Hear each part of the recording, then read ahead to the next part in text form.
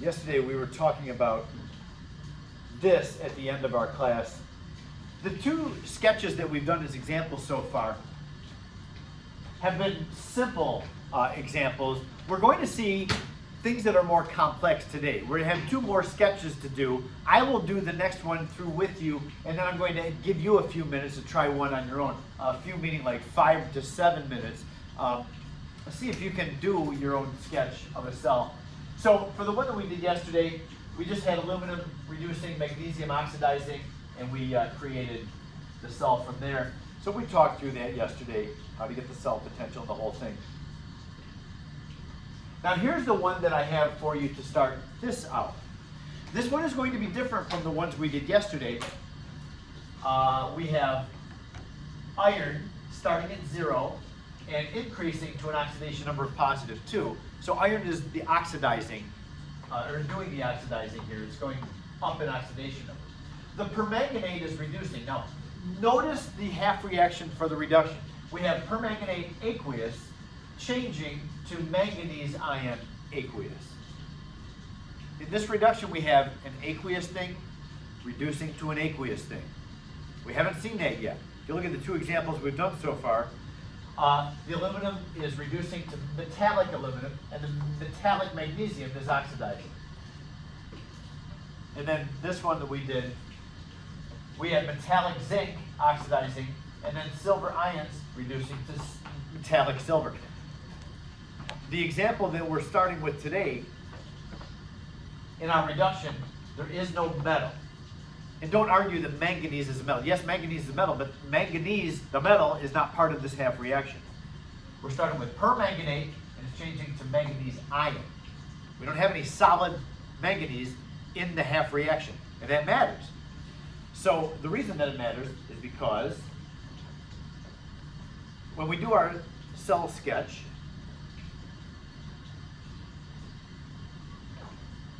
put a beaker with some water in it, next to another beaker with some water in it.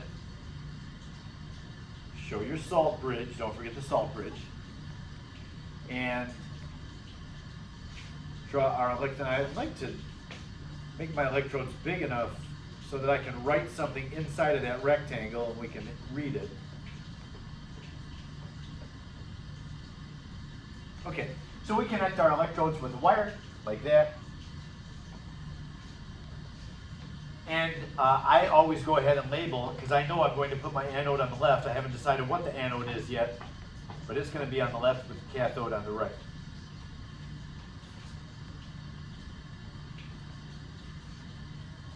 Okay, now who's oxidizing here? It's the iron. Iron is going to iron plus 2. So when you have, and that's going to be in the anode, oxidation occurs at the anode. When you have a solid metal as part of the half reaction, then that's what you want to use as your electrode. We'll put a bar of iron in there, or a nail, or some other iron thing for our electrode. The iron, as the electrons traveling from anode to cathode through the wire, the iron is dissolving into Fe plus 2. So the Fe plus 2 is going to increase its concentration as the Fe bar dissolves. It really is what's happening, is the iron is going to dissolve. It's going to lose its electrons and dissolve. Oh, the days of Chemistry 1 when we smiled and had fun. They were good days, weren't they? Miss those days. All right, so what's happening over here at the cathode? The permanganate is reducing to Mn plus 2. Would you find the reduction of permanganate on that reduction potential table that I gave you when I was passing those out? Keep that thing out. We're going to refer to that thing all the time now, this week and next week until we take our quiz.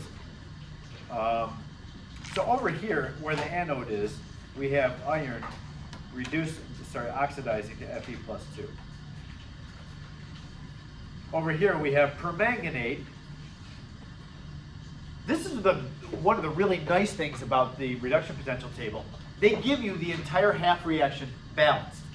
So you don't have to worry about, okay, you have like permanganate making Mn plus 2, okay, I have 4 oxygens, you need 4 waters over there, and then 8 hydrogens over here.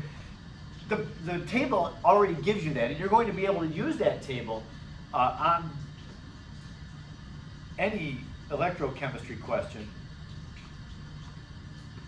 So, can we just find the entire half reaction? Now be careful, because there's at least 2 half reactions that involve permanganate, but only one of them has permanganate changed to Mn+2. One of them goes to MnO2. Do you see it, Tamara? Yes. Can you read it? MnO4 plus 4. Oh no, sorry. MnO4 plus 8 H plus 5 electrons yields Mn+2 and 4 H2. Thank you. That is the whole, the entire half reaction for this. And that matters. I want you to notice in this half reaction, there is no solid metal present. There's an ion, electrons, an ion, and water. There's no solid metal. When you have a half reaction that has no solid metal in it, don't use the solid form of the metal.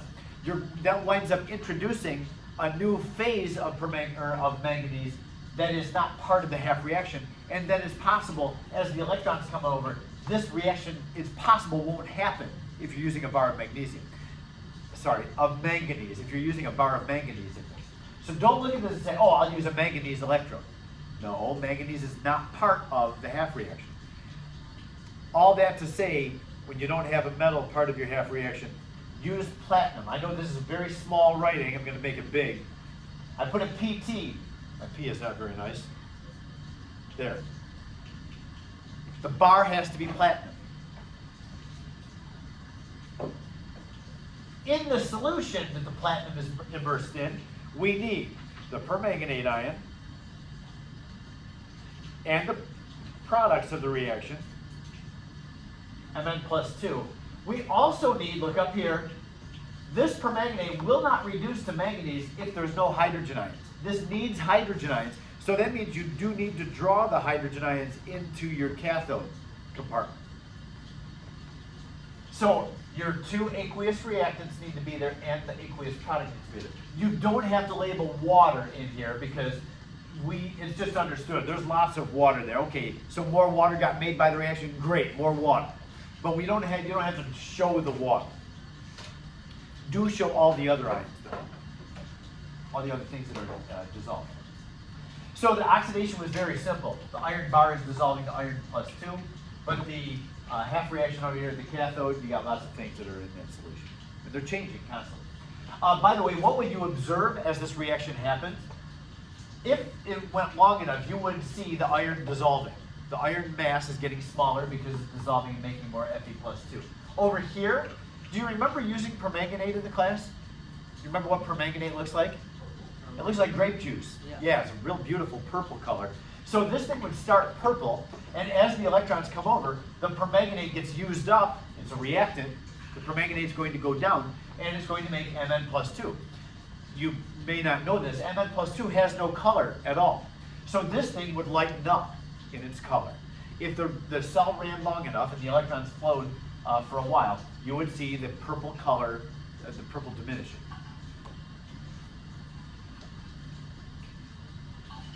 Okay, so anyway, what do we have here? Sketch the cell, that's done. Identify anode and cathode, that's done. Show the direction of electron flow, I had that here, the arrow showing the electrons. Determine the cell potential, we haven't done that yet. So we need our reduction potential table. Don't put that thing away, because we're going to use it. What is the oxidation potential of the iron? Anybody see it? 0.44, yep. So yeah, the oxidation potential of the iron is positive 0.44, and the reduction potential of the magnesium permanganate, it's over on the left, toward the top, 1.51. See it? Yep. So the cell potential that it's asking us for, I'll just write it up here, is 0.44 plus 1.51, which is 1.95 volts. And then number 5, and I really was hoping to be able to do this with you, the line notation. The other line notations we've seen are very simple and straightforward. This one is going to take more thought. The line notation, if you remember, we'll put a double line to separate the anode from the cathode. So on the left, we're going to have the anode, what's going on there. On the right, we have the cathode. With line notation, you never balance anything. You don't have to say, it doesn't have to be balanced, you just have to say what's oxidizing to what, and then on the other side, what's reducing to what. Now for the anode, simple enough, it's iron metal oxidizing to Fe plus 2. That takes care of that side. But on the right side, and remember, iron is solid and iron plus 2 is aqueous. There's a difference in physical state, so we separate the physical state with a line. Over here, we have 2 aqueous reactants. We have permanganate and hydrogen. The hydrogen needs to be there. So we have MnO4 negative, comma, because they're the same physical state, hydrogen ion. So both reactants are the same physical state. We'll separate the same physical state with commas. The product here is also aqueous, and what we're going to have to do is we're going to have to just write the Mn plus 2 in that same set because we don't have any difference in physical state.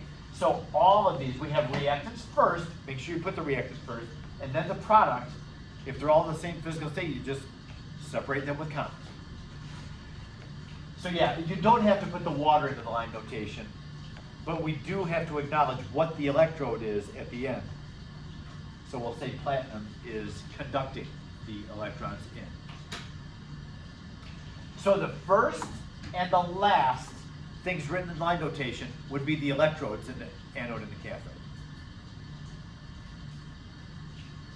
If you put the water into the line notation with the Mn plus 2, I won't mark it wrong, it's fine. You would not separate that with a line though. You would just give it a comma. Aqueous and water, that's close enough to the same physical state. Okay? But yeah, this is what the line notation looks like for this reaction. Yeah. Is it fine if we swap for Mn plus 2 and Mn? Yes. Yeah, as long as your reactants come first, it doesn't matter what order they go in. Yeah. I meant to say that too. Thanks for asking. Okay? For the next example, here's everything for this example. Yep. Okay, next example. I am not going to say anything. I'm just going to let you read the question and see if you can make sense of it and do all the things that it asked you to do. This is a little bit more involved than the last 2 examples have been. This is a little bit different because this one does not give you an equation. It gives you, well, you take a look at what it gives you. And take a few minutes. See if you can answer all the things that it asked you to do.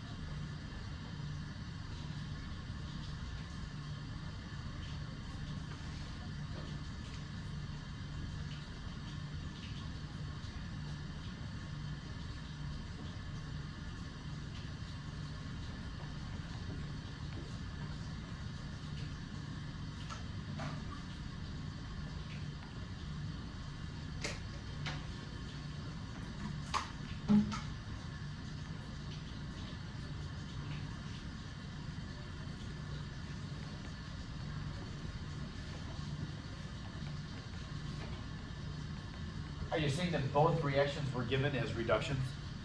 They're both taking in electrons. One of them needs to be turned around, yes? You have to decide which one needs to be turned around. And there's only one correct thing to turn around.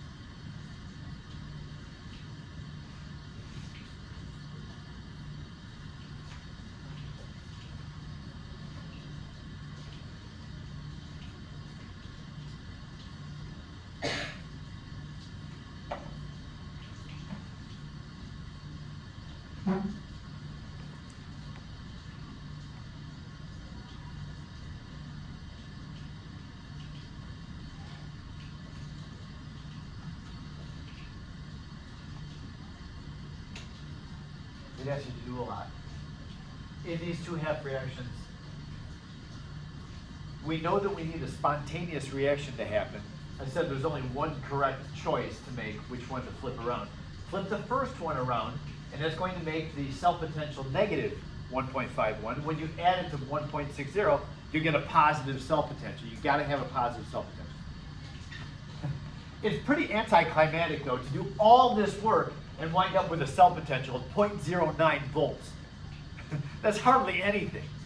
Nobody would ever make a cell to get a potential of 0.09 volts. What a waste of time. But anyway, on paper, I guess it's a good enough exercise. It does ask you for the overall balanced equation. These are balanced half reactions. The only thing we need to make sure that we do is get the number of electrons equal to each other. So the first equation you'd have to multiply through by 2. It's really negative 2 because it turns around. The second equation you have to multiply through by 5. And remember, what do you do with these numbers? Nothing. Don't multiply that by 2 and that by 5. Just leave them. So I believe all of the components asked for are on here. Label the anode and cathode, sketch the cell, show the direction of ion migration to the salt bridge. The negatives in the salt bridge are always going to go to the anode. The positives are always going to go to the cathode as the electrons flow from the anode to the cathode. Platinum electrode in both. You put platinum in both.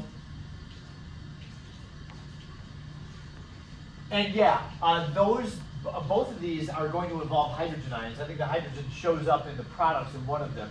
But just show the reactants and products, both all the aqueous things should be in the solution for both.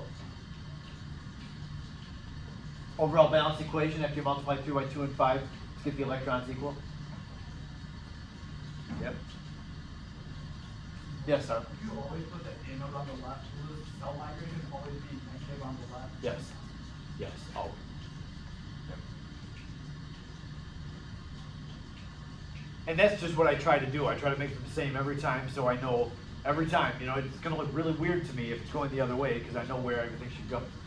When I do it the same way every time. Okay, we good? Now we've done several cell sketches. I warned you that will be on the quiz. There will number 1 on the quiz is going to be sketch the cell, da da da da da, and so it's going to look something like this. Just make sure that you answer everything that I ask for, because I'll be looking. Yes? Oh, I didn't answer the line notation. Yeah. Yes, the line notation would look like this. I'll do it at the bottom. So in the first half reaction, the anode is going to be platinum. And then manganese, +2, is the reactant. And then it's going to make permanganate and hydrogen ions. So yeah, there's my anode. The manganese ion oxidizing to permanganate. And then in the cathode, we have the reduction of IO4. That, I believe, needs hydrogen ions. Yep, it's just written like this. And then makes IO3 negative. With a platinum electrode there. Okay.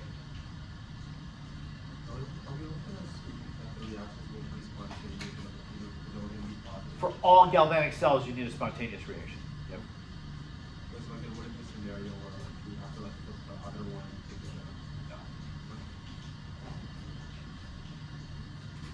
You can almost anticipate me asking something like that, but that we're not going to do that. No. Okay, so anything else about this? Very good. The next slide was about the battery lab. Let me know if you have any questions about anything in the battery lab. This is going to take some thought. Those of you that have a competitive spirit, you want to be the highest, whether it's just because you don't like anybody beating you or you need extra credit. If you want a high voltage, you're going to have to do some homework. Do please honor our banned substance policy and don't try to push that. I don't want anybody to get hurt with hydrogen peroxide. This was the worst chemical burn I've ever gotten. I put my thumb into some 30% hydrogen peroxide. Immediately I felt the burn and I thought, oh man! And I looked at my thumb and it looked like it had been painted white. It turned it like bleached my thumb. And my gosh, it burned. It really, really burned. So of course, I hustled right over to the sink, tried to rinse it off. It did nothing to help the burn. Fortunately, it didn't burn for real long. But my goodness, while it was burning, it was really, really hurting.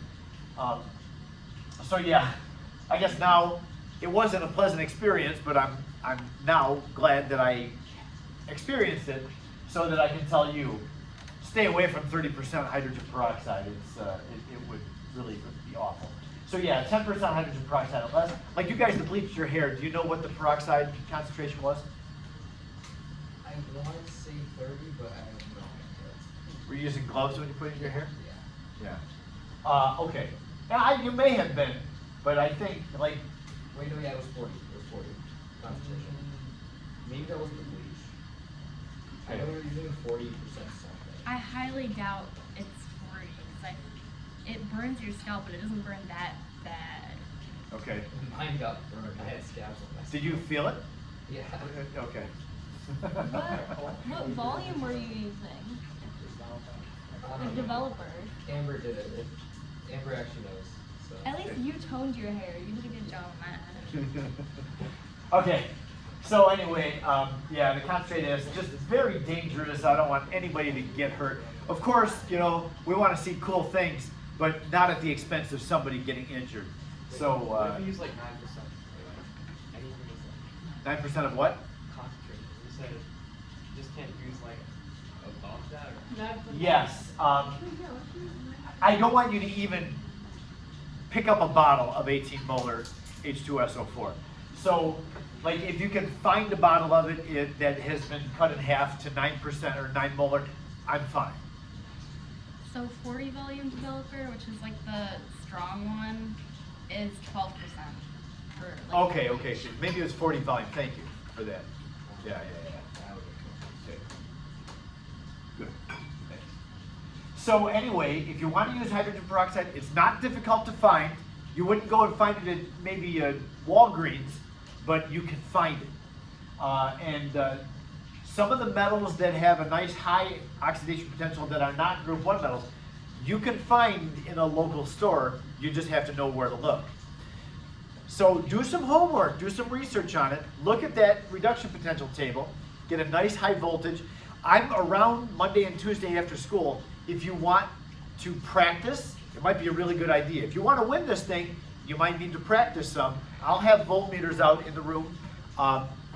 We'll have some 1 molar acid for you if you need to acidify something.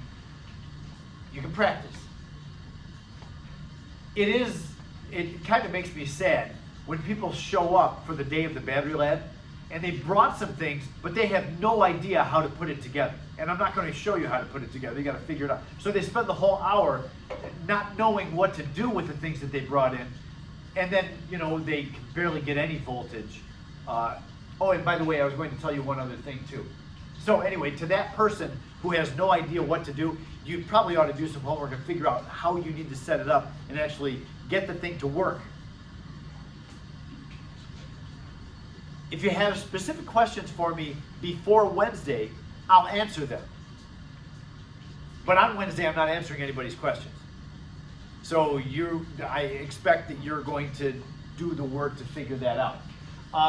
To get full credit on this, there is a written part, and I would expect you to have the written part correct.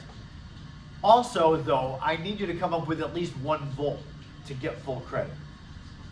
And by the way, it says up here, you can use a 2-cell battery. That is wrong. Mr. Hevel and I talked to both of us. We're going to change that to 1-cell battery. So just never mind this. We're all 1 cell. Which, like this potato clock, this was a 2-cell battery. We had connected the two voltages by running a wire from one potato into the next one. Then it would be a 2-cell battery. For our lab on Wednesday, it's just going to be a 1-cell battery. You'll just have 1 anode, 1 cathode. That's all anybody will use. I think that's it. Was I in the middle of saying something?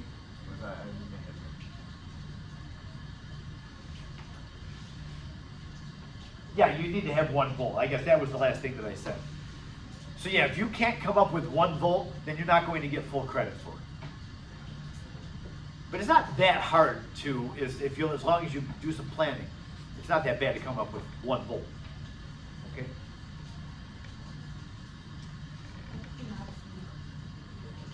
Say that again. For 1 cell, I think groups can come up with, I don't even want to say.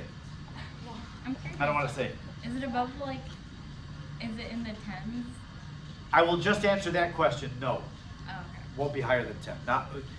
Yeah, you'd have to string cells together to get more than 10. Alright. Is it higher than? Don't ask me anymore. Not answering I anymore. think it was like.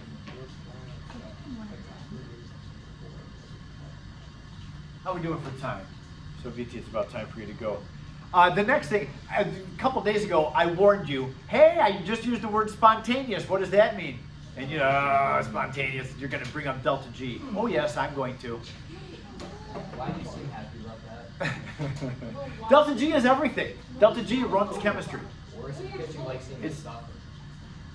Or the what?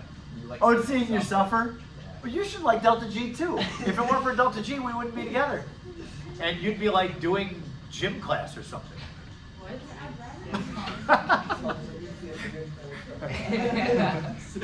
So I'm very thankful for delta G, so that we can be together. Are you basically proving that delta G is negative? Oh yes, yep, yep. Okay, so All right, so you see the relationship between cell potential, that's our electrochemistry topic, and good old delta G, free energy. Now I have a little derivation, I'm sorry. The intent when I made this slide was that I would use a screen shade to just like uncover different parts of it and talk through it. But now that we have gone to this TV system, I haven't changed my slide, so you just get the whole thing at once. And there is actually a mistake on here. Right down here, there's a mistake. I'll show you what it is. But a volt. Voltage is the measurement, the unit of measure of cell potential. A volt, as you saw in the reading assignment, is a joule per coulomb. Volts are work per charge. Hi, welcome. Just throw your password out there. So yeah, volts are joules per coulomb. The coulomb is the unit of electrical charge. Maybe if you have never had physics, you probably have never heard that term before. There is a law in physics called Coulomb's law. You'll learn all about that. Just something to look forward to taking physics. in what physics do you use? Probably not physics 1 or physics 2. You'd get into AP physics before you learn about coulombs. Well, you might like it. Anyway, just taking that relationship and putting it into terms, the cell potential term is the epsilon, work is a W, and then, now, there are two different Q's that are used in this class. We use lowercase q for heat transfer, Q equals mc delta T. Q is also, same Q is used to represent electrical charge. So I don't think there's ever a case where you'll ever be confused about which Q is being described.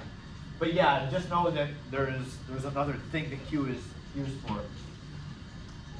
So anyway, what do I mean by charge? Charge is measured in coulombs, but what is electrical charge? Well, I have to be very frank with you. I've attempted for a long time to put into words what charge is. Like electrons are negatively charged, protons are positively charged. They're attracted to each other, right? But what is charge? I don't know. I don't have a good answer for it. What? That's not reassuring. We know that positives and negatives attract each other, but what causes that positive charge, what causes that negative charge, and what is charge? So here's my very inadequate and disappointing definition of charge. It's up here. Charge is measured in coulombs. All right, so there's a unit for it, but that doesn't define it. And then 1 mole of electrons has a charge of 96,485 coulombs. That is no definition of charge, but that's about all I got. Electron is negatively charged. Well, what is charge? I don't know. I just know that electrons are negative. So, and ask a physics person and make yourself comfortable because they'll rattle on and on and on, but never really answer the question. So, we all know that electrons are charged. And now I'm telling you that it was Michael Faraday, a wonderful physicist, that came up with this relationship. If you have a mole of electrons, then the charge of that mole of electrons is 96,485 coulombs. So that relationship, 1 mole of electrons equals 96,485 coulombs. That is a relationship that is known as Faraday's constant. So that electrical charge equals how many moles of electrons you have times Faraday's constant. So like if you have 2 moles of electrons, you have 2 times this number amount of charge. See tomorrow. This allows us to make a little substitution. The substitution is where I had cell potential is joules per coulomb. Now we're going to replace the number of coulombs with N times F. It's still a number of coulombs, but it's a different way. Rather than just calling it Q, it would be the number of moles of electrons times Faraday's constant. And then we're going to replace this W work with delta G. Because the free energy, the delta G for a process, a chemical process, is defined as the amount of energy that is able to do work. Like that's what the free energy is. It's the amount of energy that the system provides for doing useful work. I made a mistake. I put an extra negative sign in there I shouldn't have. So I guess just in a cursory way, I'm just going to block out one of those negative signs. You remember in back when we did chapter 6, we just saw that, I'll just put it up here, work equals negative P delta V. You know how we had that like frame of reference issue where if a system does work on something else, then the work is negative from the point of view of the system. It's the same idea here. If a system does work, then the work is negative. Delta G is the amount of work that can be done by a system, which is negative. So just know that work and delta G will have negative signs. And because of that, this work term is replaced with a negative delta G in the cell potential equation. And so if I just solve this for delta G, we have this. This is the relationship between cell potential and delta G. It's very simple, where N is the number of moles of electrons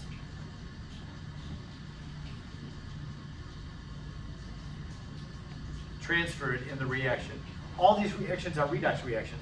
So if the oxidation gives off 1 electron and the reduction takes in 1 electron, the N value is 1. And if the oxidation gives off 2 and the reduction takes in 2, the N value is 2. Just like the number of electrons that are given off by the oxidation and taken in by the reduction. And you have to have a balanced equation, which means those have to be the same.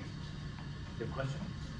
Yeah, so when you say delta G is the amount of work the system can do to the surroundings, if delta G is negative, does that imply that it's giving off available energy Yes, yes. Which can be used to do work. from something else? Like, Yes, yeah. Like in an engine, the delta G of the gasoline burning is able to push a piston and you know get the flywheel turning and run your transmission, eventually move your wheels. So yeah, that delta G for that reaction can be translated into useful work. it's favorable for something to release energy as opposed to take. Yes, yes. That's why spontaneous process is a negative delta G. Yep. Because releasing energy is, that energy can be used by the universe rather than taking in energy. No work is done if you're taking in energy, right? Okay, I guess negative work is done. So yeah, the F is Faraday's constant. And now I have good news for you. For once, I got good news. That's not really true. I always have good news for you. Faraday's constant is given in the equation sheet. So you don't have to memorize that number up there, 96,485. That will be given to you. So coulombs per mole of electrons, that is the unit of, let me make that nicer. Space in between those two. Yeah, that's Faraday's constant. And then the epsilon is the cell potential. So with 5 minutes left in the hour, let's take a look at one last example problem. This one, normally, as you know, I start with a Mickey Mouse example. It's very easy and straightforward. We see how the things work. I'm just going for the gusto on this one. This one is not a very nice question. Calculate the amount of work that can be obtained. So we're talking about delta G. When we find delta G, we'll know how much work can be done by the galvanic cell that uses this equation.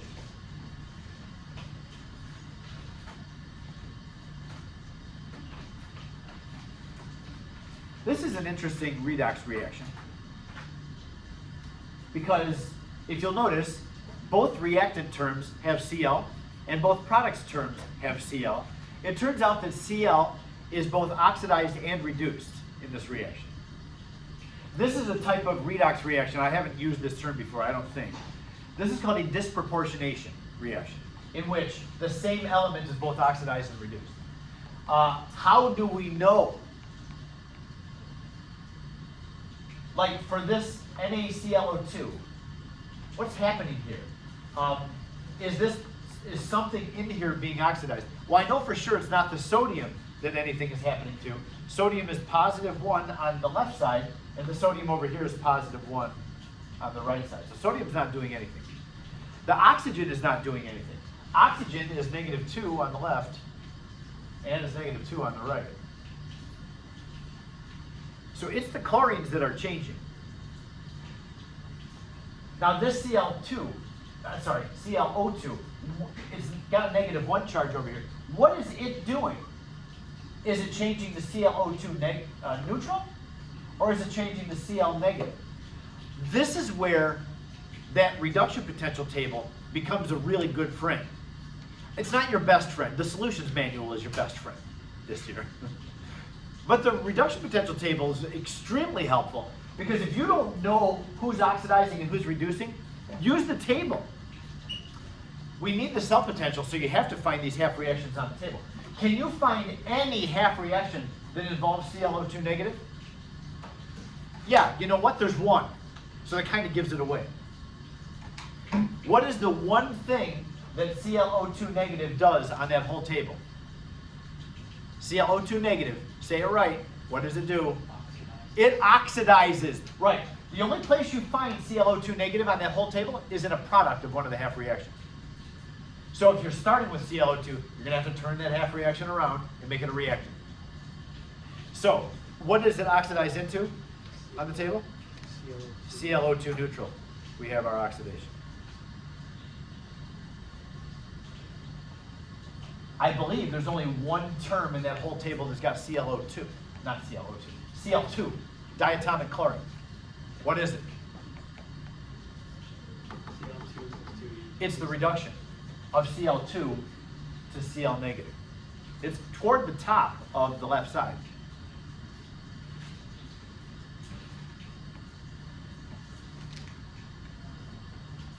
So now we have what's oxidized and what's reduced in this reaction with the help of that table, and we can find the cell potential from it. So the oxidation, and we don't have to, well, we kind of have to balance this.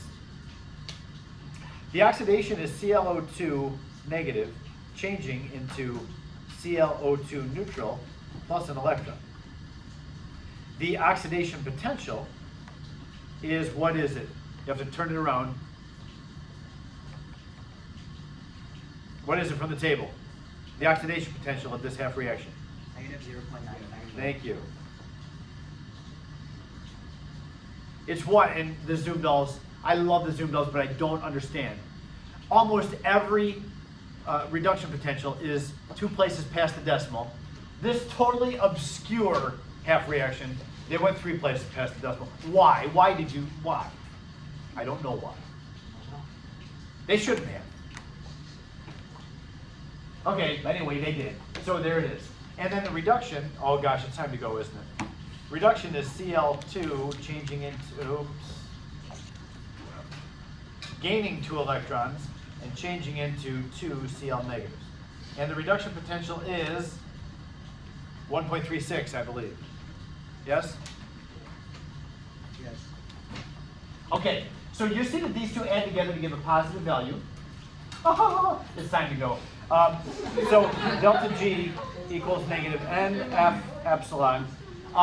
The N is the number of moles. Now look up here for a second. N is going to be 2. Because to get these two to add together, you got 2 electrons given off, but 1 electron taken in. You have to multiply that top one through by 2. So N is 2. F is 96,485. And the cell potential would be that plus that, which is like 0.41. That is how we would do the delta G. Sorry, but I hate going past the clock. Yeah. All right, you too. Have a nice weekend, everybody.